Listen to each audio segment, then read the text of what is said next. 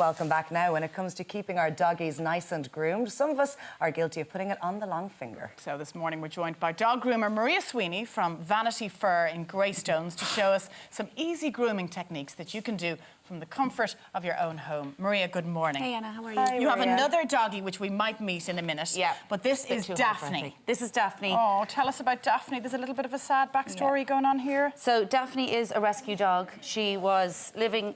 She was rescued by a lady called Barbara who has taken her in, and she was living in a shopping trolley. She was tied up outside on a site. I think it was possibly a hoarding situation. So she spent most of her life in the trolley. And this lady went in anyway and managed to rescue her and adopt her and take her in. And now cares for her. And now cares for her with her 11 other rescue dogs that she has. Oh my God! Really? Yes. So it's just like a doggy mecca up there where she lives, and they all. She's they've obviously all got well cared backstories for. and She looks healthy. yeah, very much so. She is now. When Barbara had got her, she was solidified at mats. So she'd never been looked after, never had any kind of grooming at all. So she was like the mats were pulling on her skin. She was very sore underneath. So she took her anyway. She gave her a grooming at home. Stop that now. And she came in to me yesterday in my salon for a wash and blow dry to get her ready for today. Yeah. And that's why we're here, because you're going to give us some helpful tips in terms of how we can maintain a good groom at home. Exactly. Something I wouldn't necessarily have thought of myself. Nope. Have a dog and I would book her in. But You have a short-haired dog? I have a long-haired Chihuahua, so okay. similar size, little Daphne here. Yeah. But it's something that I sort of shy away from in terms of doing it myself. Yeah. In case I hurt her with the nails or something. Yeah, absolutely. And most people would be the same. But, I mean, a dog like this, so this is would be a non-shed dog, which would be...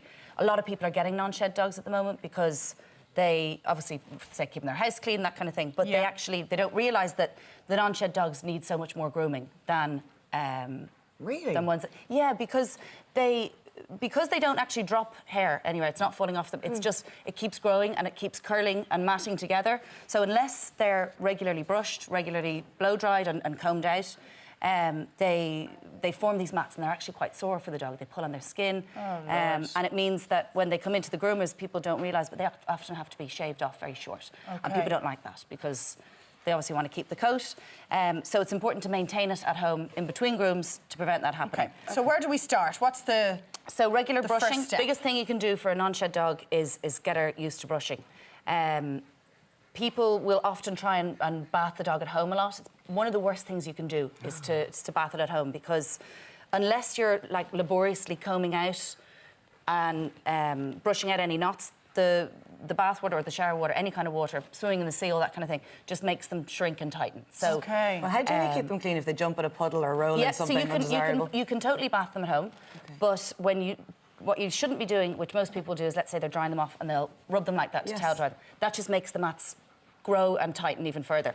So what you want to be doing ideally is when you're drying them off, just take the towel and just squeeze the moisture downwards and in sections, so you're not actually rubbing the coat. And then you're going to brush it out and blow dry it. Like you do really need to blow dry it. Even if you let it air dry naturally, you can do that. Most of them aren't a huge fan of the dryer being up in their grill. But you can, like, you'd have to laboriously brush them out afterwards. So Maria, what about cutting out the little matted bits, or making sure that, let's say Daphne has quite a long fringe here, making sure she can see? So I've left her fringe long for you, so you can see, so we can see how to actually do it at home. Do you want me to show you how you work it out? Will we hold Daphne? No, you're okay. I'll hold her. What we'll do is, which way should we face? This way? What camera? I need to see her. So 3. Okay.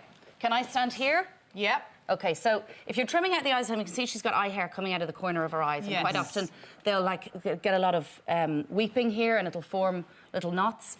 So in order to cut that out, firstly, you've obviously going to need a scissors, but you've got to be really careful because the slightest move and they can, well, we won't go into that. But so if we were doing this at home, what you'd do is you'd hold her by the chin, just by the little bit of hair underneath the chin, just so you've got a bit of control over her, because if you're just trying to hold her like that, she's going to be swinging her head and you won't know which way she's going to go. If you have her gently by the chin, I know, Baba, then you know which way she's going to move. And if they are moving, then you're best off just abandoning it and taking it to a salon. Going back to it later. Yeah, exactly. Now, obviously, there's a lot of lights here. It's an unusual environment, Baba, so Daphne's a little bit spooked. You were very good yesterday, weren't you, Pet? So I'm going to just hold her by the chin and just gently cut this little bit. I know, baby, I know. Just a tiny little... Daphne, come on, you're not playing ball here. and we'll That's just all right. snip it out. There So we you go. don't want to Okay. point the scissors towards the eye. You don't want to take any risks if you're in any way nervous of it, of her moving. Just don't do it. Don't do it. Don't do Okay. it. So we can cut the hair along the forehead. Yep. What about the dressing at the back of the tail that tends to get quite matted? Yeah, totally. So again, if you want to be combing it out. Okay. If you hit a mat and you can't get the comb in any further, you know you've got a mat there. Okay. So ideally, if you are cutting through a mat, never cut towards the dog.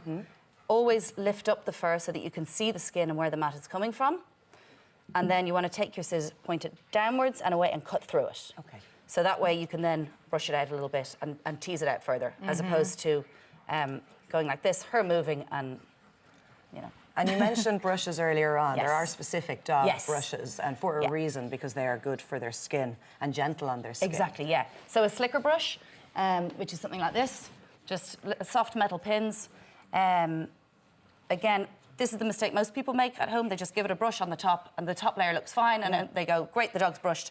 You lift up the top layer, and there's loads of mats underneath, and that's when the groomer has to shave it off because they've tightened so much Can't that the get through skin it. nobody can't get through it, exactly.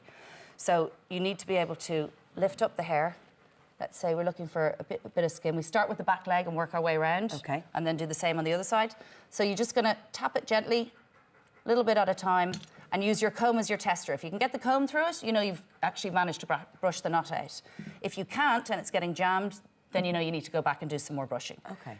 The best thing to do is prevent them from getting matted, because if you're regularly brushing them and keeping the mats out of the skin, then it doesn't hurt them when you brush them. Whereas if you let them get matted and then you try and brush out a mat, that's when they object and they squeal and they run away. When you say regularly, once a week, twice a week? Depends on the dog. Like big trends at the moment in dogs are, like I said, the non-shed dogs like cockapoos, cavachons. People are buying a lot of them at the moment, which is, well, they generally get them because they're non-shed and because they're cute and they don't think that they're going to be a lot of trouble. They're actually a lot of work.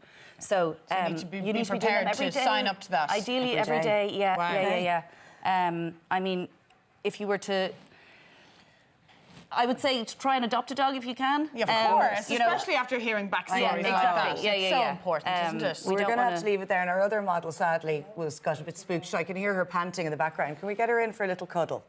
We're gonna little have shot, It's just the most Katie. beautiful Where's dog, Katie? as we're saying on, goodbye. Katie. Maria, thanks so much Thank for all you, of these. guys. Bring Katie over here and look at Come here, this. love. Stunning. Good girl. There we go, Pet. As All everything goes So- belly up. See how Beautiful scary dog. a TV studio can Thanks, be. Maria. Still to come.